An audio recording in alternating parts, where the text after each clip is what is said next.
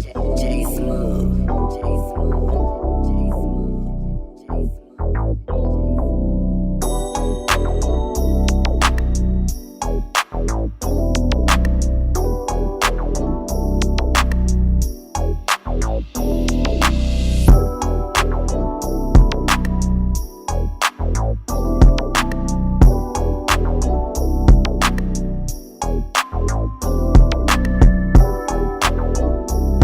Guys, so the tech made it. He in the process of getting that tire off and getting that brake changed for me. Like I mentioned in the previous video, I just went ahead and decided to take my 34-hour reset because at this point they couldn't get nobody out yesterday. I had to wait until about noon today for somebody to come, so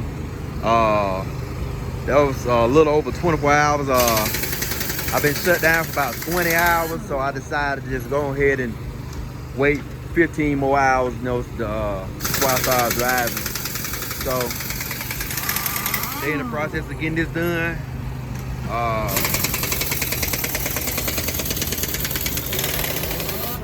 The only downside is I haven't eaten today, so if I would have thought about it, I would have asked the guy. He gave me a call this morning. I would have asked him to pick me something up to eat. But I did not think about it, and I forgot that I'm gonna be shut down the rest of the day too. So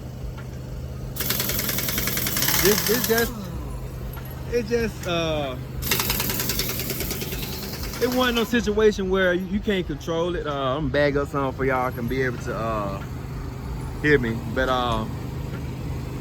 I did talk with our service advisor down at International, which I knew I knew what they did, but I forgot. But of course they did do our brake work. That was one of the brake they replaced. So he's saying that we'll just have to, he was trying to see, kind of go to an International shop, which wasn't one close. The closest one was in Salt Lake City, and I'm about an hour or something away from there. And I can't drive my truck, so I would have had to get a service to tow me to Salt Lake City, and that would have been too much money just to try to cover a warranty. So they're gonna have to reimburse us the fees that we getting charged today because of, like I say, this would end up being a cheaper option. He was saying if I would have took it to the International dealership, then they could have filed for a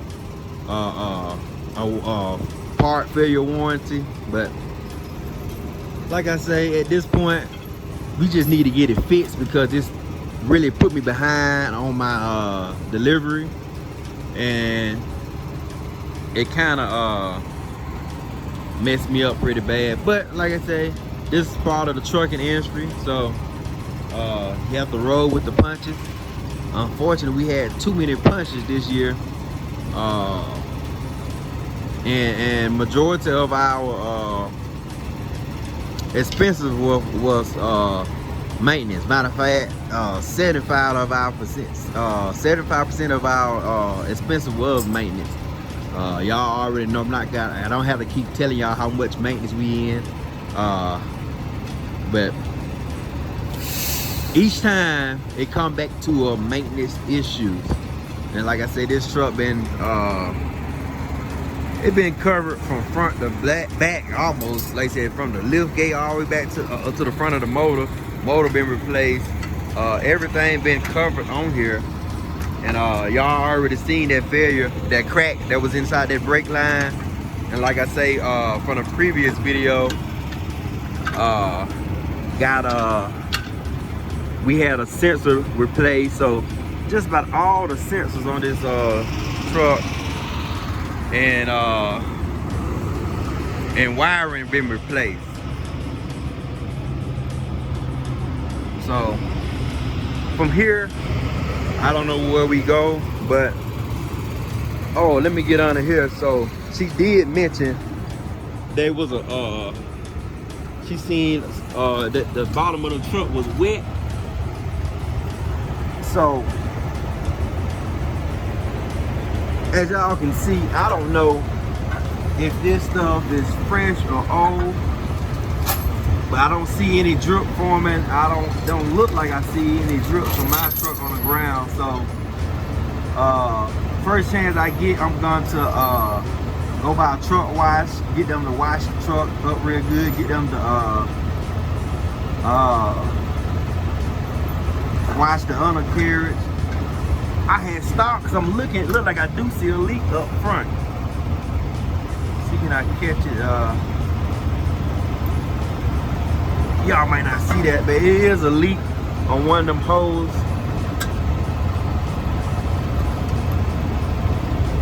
I think that might be it right there. You can see it up there, about right there. But anyway, there's so much stuff been going on with this truck, is crazy. So we just trying to get through this year without having any more maintenance issues, before we can start actually banking some profits. Because like I said, we bringing in the money. Like I said, this week ended up being $11,000 a week.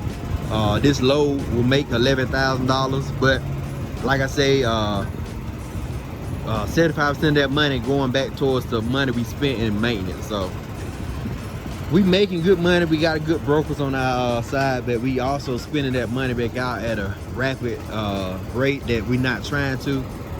But like I keep mentioning, and I'm not gonna produce any numbers, any information until I actually give y'all a good spreadsheet of it. But next year we will be doing something that will bring in about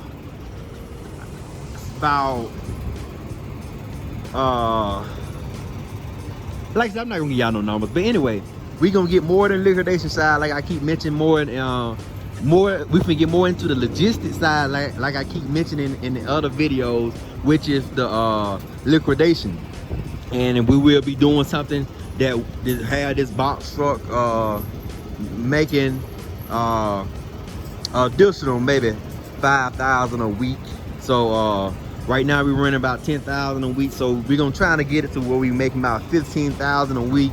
And next year gonna be all profits. So it's all profits next year. That's what we're looking for. That's what our goal is. But like I say, this is the video on the update of the DOT level 1 inspection. I got the tech out here now, getting everything together for the well, not say to get me rolling, for to get me ready to roll. Because like I say, I'm not rolling until probably about 4 o'clock in the morning after my 34-hour reset is up. But I'm gonna cut this video short, try not to make this one long. I just throw y'all another video after this one once I get back rolling.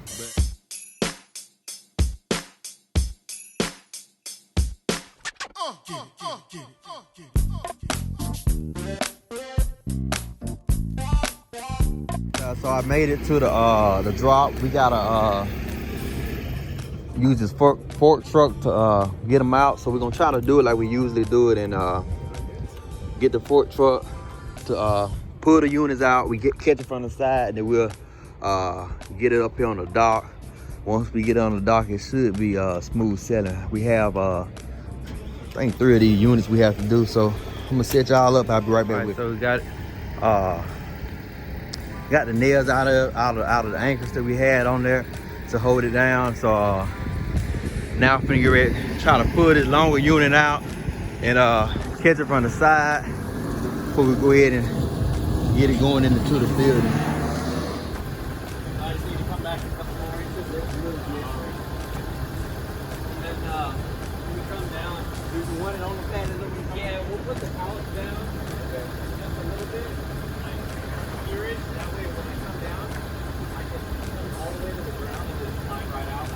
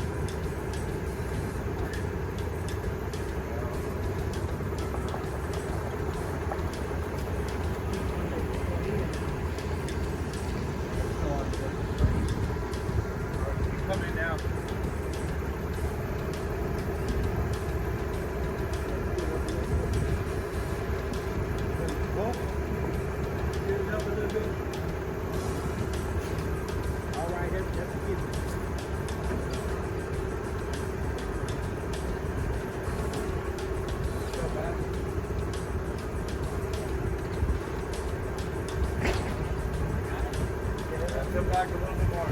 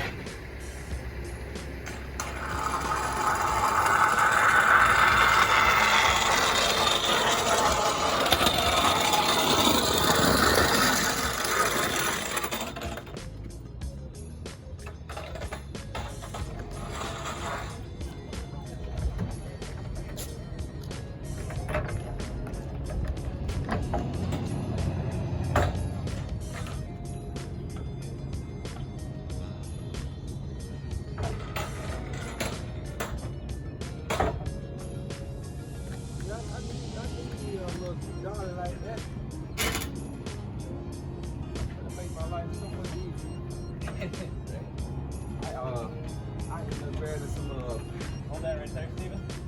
Lift up. Okay, down. Alright, you're good. You know, grab some galvanized steel pipe. Yeah, that's how we use the build You gotta steer, Steven.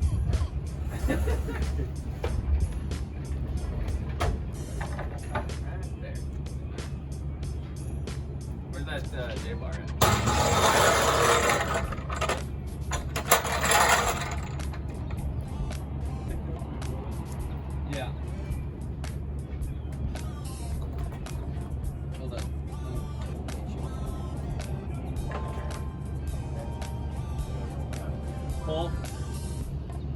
pull it in a little bit more. Keep going. Pull that right there.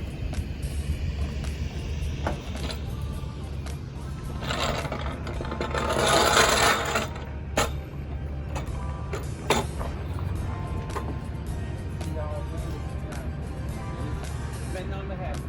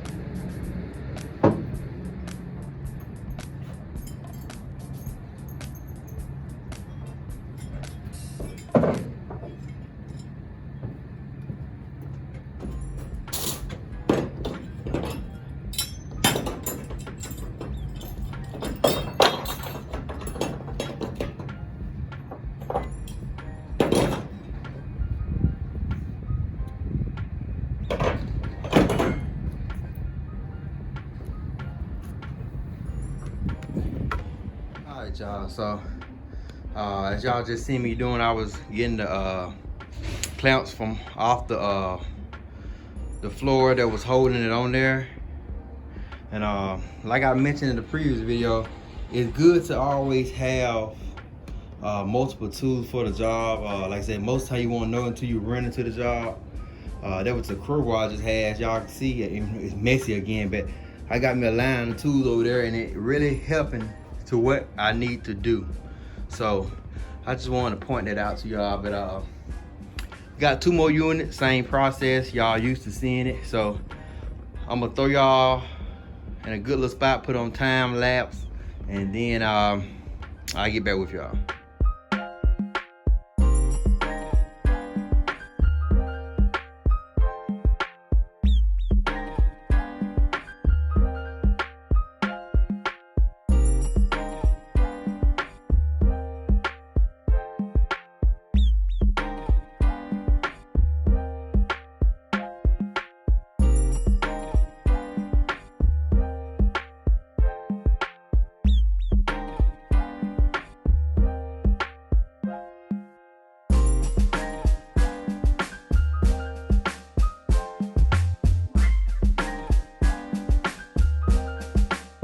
So we have 2 of the 3 off the truck. Like I say, this receiver had all the right equipment. They have some aluminum dollies.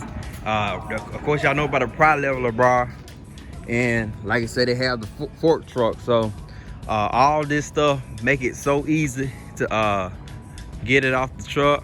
I haven't did a live unload in so long. I almost forgot how to do it. As y'all seen, we started off, we were finna prop it up and take it off the truck. I don't know why. I know I think the last job I had that I had to unload, that's the way that shipper did it. But they actually had the a like a triangle made for it to hold it up. And they came in from the side, but I don't know why I ain't think school how we usually do it. But as y'all can see, these are some large units, and everything happened so well. I was just talking to the guys who are doing the setup. They had to put a the unit that run this joker upstairs, and like I said, weigh about 300 pounds. So that was a headache they were doing yesterday. So if I would have came, they would have had to come from doing that to get these 3 off and try to get into the store and everything. And then plus, when I got here this morning, the store had a note on the door that said the registers are down, so they closed the store down for the day, well, until they get the registers up. So everything worked out perfect. I was a little upset because usually I'd be an on-time guy and make sure everything get handled professionally and properly. But of course, y'all can see things happening, but everything ended up working out well. So we're gonna grab this last unit off the truck, and I guess I'll be getting a room for the day. I usually don't get a room through the week, but I already took my reset, and we're trying to find a load back home to Alabama. We ain't find nothing on the board. So it's a waiting game. We had 2 fish on the hook, but they end up canceling the loads, and it ended up being, I think, like around $1.60 per mile anyway. I think he was trying to do it like $1.40 at first. So we're not trying to just get anything. We might end up getting something to run to Cali or Texas, then Texas will take us back on in. But I'm gonna go ahead and cut y'all off right here. Y'all know how this goes, so y'all seen this many times before. Make sure y'all like, comment, subscribe to the channel if you haven't already. Like I said, this load ended up being, what we at? Port Orford, Oregon. So y'all know it came out of Columbus, Georgia. So I'm way across country right now, across the United States on the West Coast. But I appreciate y'all. Y'all stay blessed.